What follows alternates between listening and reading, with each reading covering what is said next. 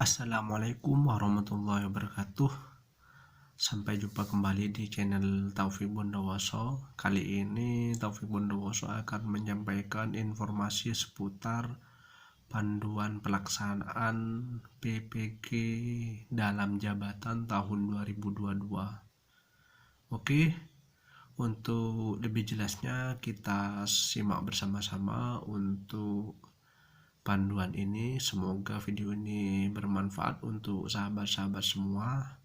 Jangan lupa like, komen, dan subscribe-nya, dan share untuk teman-teman kita biar kita semua mendapatkan info dan tidak ketinggalan info.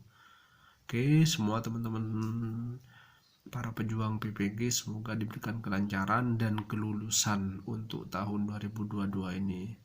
Oke, mari kita simak bersama-sama. Seleksi akademik dalam jaringan berbasis domisili yang dilaksanakan oleh Panitia Nasional Seleksi PPG Daljab tahun 2002. Yang pertama, seleksi akademik calon mahasiswa PPG Daljab adalah uji pengetahuan yang diselenggarakan secara serentak dalam jaringan atau daring untuk mengukur pemahaman konsep materi berdasarkan 7 capaian pembelajaran.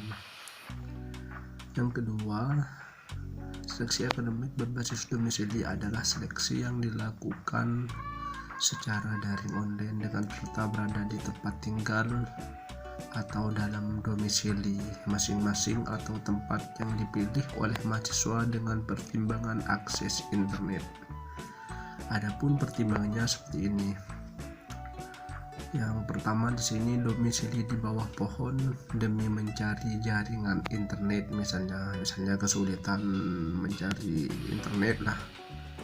Saat domisili ujian di rumah berkendala misalnya, dan izin ke pengawas untuk mencari tempat yang jaringan internet lancar. Jadi ada mekanisme tersendiri ya. Dan yang kedua di sini domisili di puncak bukit demi mencari jaringan internet. Ini merupakan alternatif apabila kita mengalami gangguan bawah ini. Contohnya, jika di rumah tidak ada jaringan internet atau jaringan lemah, boleh mencari tempat yang memiliki jaringan kuat. Dan yang ketiga di sini domisili di lorong. Ini merupakan ikhtiar mencari jaringan internet ya. Jadi salah satu contohnya misalnya di rumah kita itu mengalami kendala ataupun akses internet sangat sulit misalnya. Dan yang selanjutnya di sini domisili di kantor desa demi mencegah jaringan internet. Nah, ini yang beda. Kan biasanya di kantor desa itu mempunyai jaringan yang kuat dan juga biasanya ada wifi di sana. Biasanya wifi di sana itu dikhususkan untuk masyarakat, seperti halnya ada di salah satu desa gitu, khusus akses masyarakat misalnya seperti itu.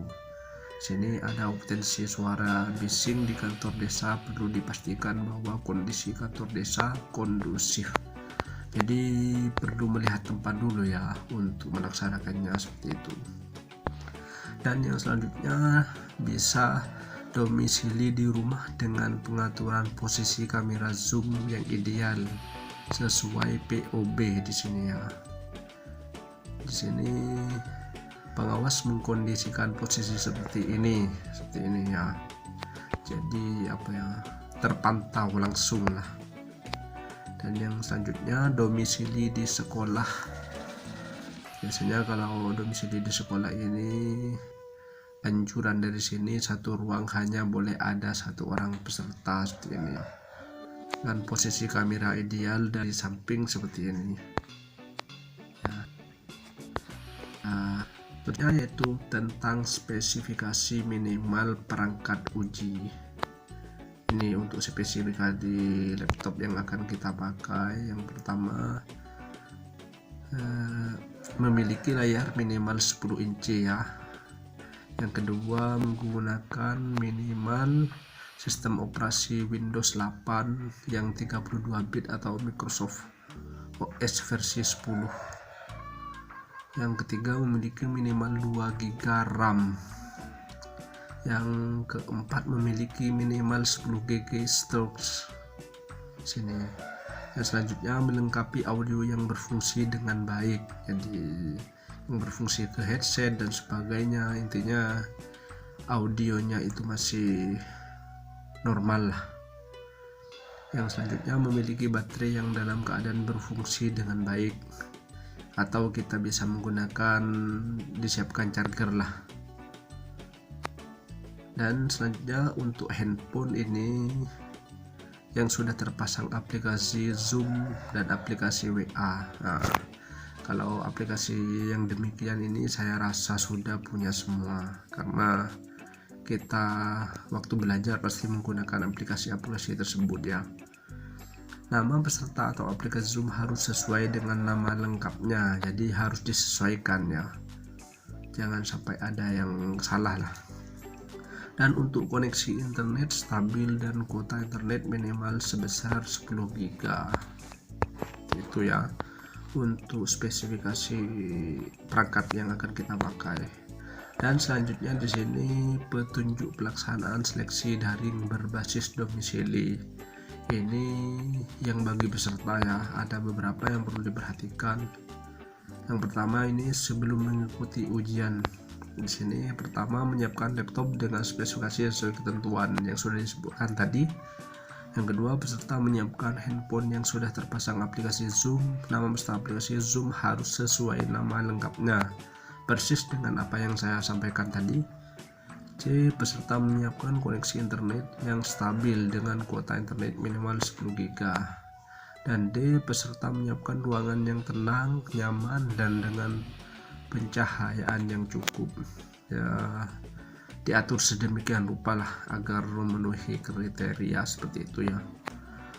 Dan yang E, peserta menyediakan meja kursi dengan jarak kurang lebih 2 meter dari kamera Zoom di HP. Di atas meja hanya diperbolehkan ada laptop, botol gelas, air minum transparan, obat-obatan pribadi bagi peserta yang sedang sakit, kertas kosong, dan 1 buah alat tulis laptop bersih dari kabel lain kecuali kabel charger ya. Yang selanjutnya, peserta menginstal program aplikasi Save Exam Browser ya, disingkat SAP di sini, dan file konfigurasi SAP.